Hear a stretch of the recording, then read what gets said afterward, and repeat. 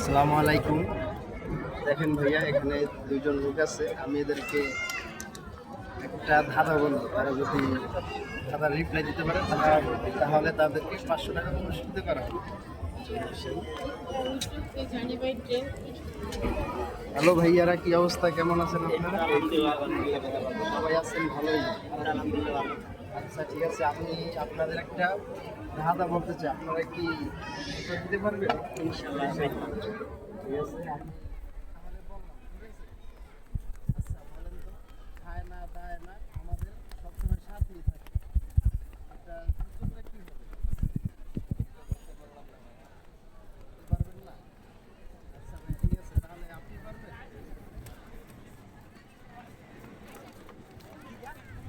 আচ্ছা ভাই, আপনি ওদিকে কি দেখতেছেন? ও আচ্ছা।